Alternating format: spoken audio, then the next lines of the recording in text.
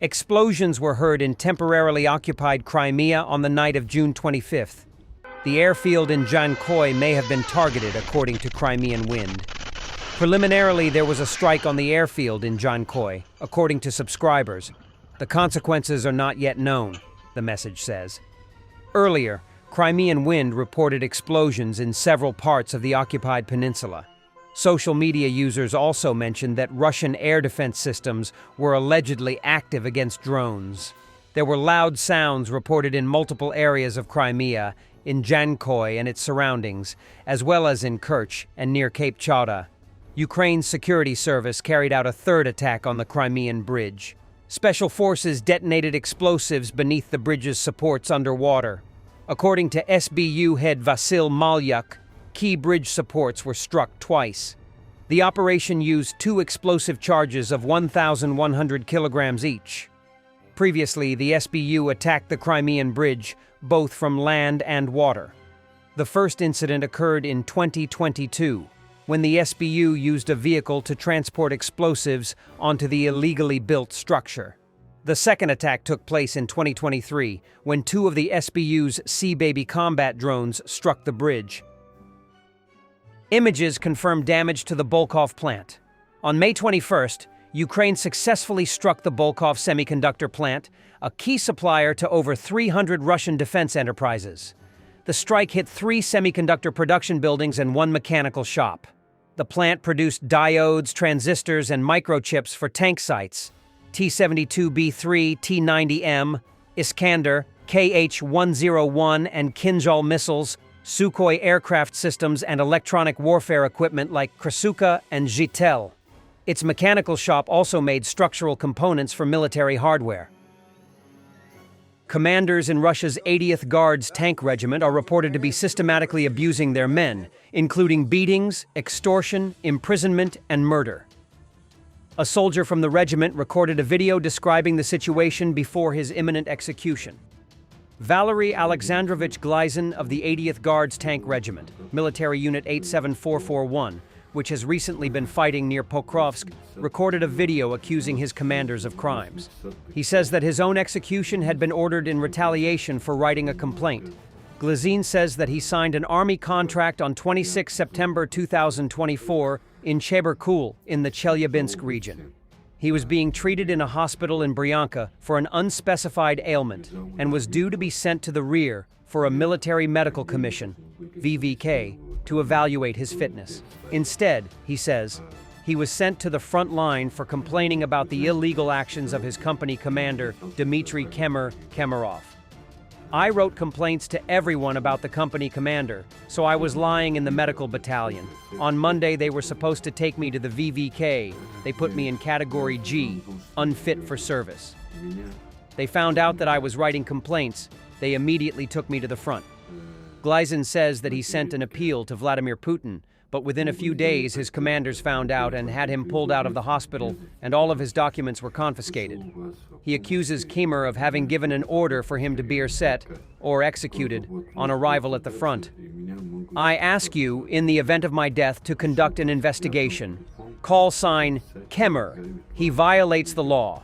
I ask you to consider my complaint, and I also fear for my life, for my own, as well as for the lives of my fellow soldiers. I ask you to help me get out of here as soon as possible, because there is a mission coming up soon, and I may be zeroed out from my own weapon. The same commander has been accused of other abuses. In January 2025, a video emerged, shown at the top of this thread, of soldiers being beaten with a wooden board after returning from hospital, apparently for treatment for substance abuse. In February, the mother of Andrei Andreevich Bykov recorded a video asking for assistance after her son was extorted by Kemer and his deputy, Mikhail Dudikov. Bykov was wounded, but Kemer and Dudikov demanded half of his injury compensation money.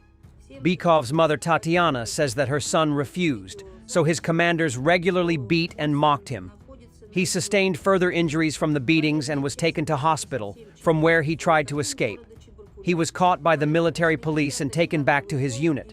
She says that Bykov bought a car with the compensation money, but his commanders demanded that they give it to them. To add further injury, he contracted hepatitis, which has likely gone untreated. while in the hospital recovering from the beatings. Another unnamed soldier from the regiment recorded a video showing the injuries inflicted during a beating by Khmer, which he says are done for fun. "Well, this is how they treat us," he says. "Whenever they want, that's how they warm up." The victims go untreated and are imprisoned in basements, according to the soldier. Here the kidneys fail and they don't care about medicine. They just lock them in the ground in basements. According to another report, Khmer's abuses are being covered up by the commander of the regiment's assault detachment, Guards Captain Peter Ilkom Yakovlevich, call sign Shark. He is said to have extorted money to evacuate wounded and dead soldiers. Relatives have reported that conscripts attached to the regiment have been forced to sign full contracts so that they can be sent to Ukraine, or their signatures have simply been forged. The regiment's acting chief of staff, D.V. Postnov, is said to be under investigation. Numerous complaints of forgery were made against several army units, including the 80th Guards Tank Regiment. Although the prosecutor's office demanded the annulment of the contracts, the division's command refused. In the meantime, several conscripts were killed in action. The regiment has also been accused of sending badly wounded men into assaults. A soldier with the regiment says in a video, "Captain Nikolaev doesn't even want to listen to this. He immediately starts shouting and insulting. And so it is with all our fighters. They twist everyone's arms and bring them here to the military police. Wounded, on crutches, with broken arms, they send everyone behind the ribbon to the front line." The soldiers say they are being forcibly sent to the front line with unhealed serious injuries and contagious diseases such as HIV and hepatitis. "I didn't go through the VVK on purpose because I have HIV. I got liver hepatitis there. My left kidney doesn't work. It's failing. What should I do? Help us all. Everyone here is without legs. Someone is on crutches. Someone is without eyes. And they are sending us on board. Seriously injured soldiers are locked up in barracks and their movements restricted with discharges ignored. We can't do anything here. They won't let us out? They keep us locked up? March us in formation under the guard of military police to the canteen and back." Currently, the Russian military-industrial complex has reached its peak in armored vehicle production, a pace it can maintain for a year. A senior NATO official disclosed this during the summit, speaking on condition of anonymity. Russia now appears to be at the peak of its production capacity and can maintain this pace for at least another year, said a NATO official responsible for intelligence. According to the official, Russia currently produces 130 tanks per month, which amounts to 1,600 per year. But it's important to note that a significant portion, in fact, the vast majority of this number consists of refurbished or modernized older tanks. About 2,000 old tanks remain, but some of them are only suitable for cannibalization, meaning they're used for spare parts, the official emphasized. At the same time, according to NATO, Russia has lost at least 2,700 tanks since the start of its full-scale invasion of Ukraine. The senior NATO official also added that Russia's current industrial capacity allows it to produce approximately 183 infantry fighting vehicles and armored personnel carriers per month. However, I would stress that although they are producing a lot, since the beginning of the full-scale war, they have lost at least 5,000 IFVs and APCs, twice as many as they initially prepared in 2022. Russia is facing internal challenges. Its defense industry is now operating at full capacity, and there is currently no room for expansion, he stated.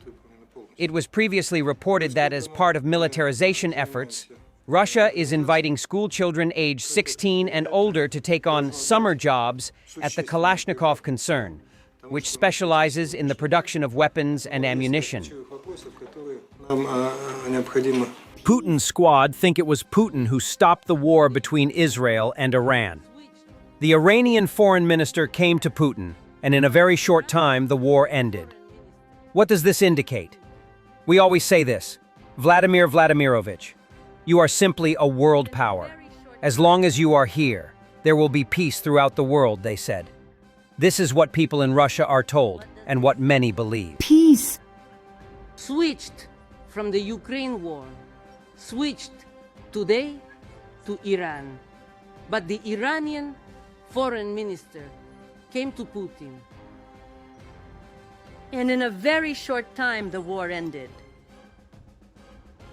What does this say? We talk about this every time. Vladimir Vladimirovich, you are simply a world power. You hold this entire world on your shoulders. Stay as you are, as long as there is peace in the world. Vladimir Vladimirovich, you are the peacemaker of the entire world. You bring peace to the whole planet. We are very grateful to you and very proud of you. Our President Vladimir Vladimirovich stopped this bloodshed in just 24 hours. Our President of Russia, the President of the world, he keeps peace around the world. Thanks for watching, and don't forget to subscribe. Also, if you want to support Warthog Defense, please become our member and get early access to new videos, exclusive members-only videos, and become administrator in comment section. The membership link is in the description. Rescues every day. We had a guy last week at 6 rescues in 6 days. You know, he's doing the job every day.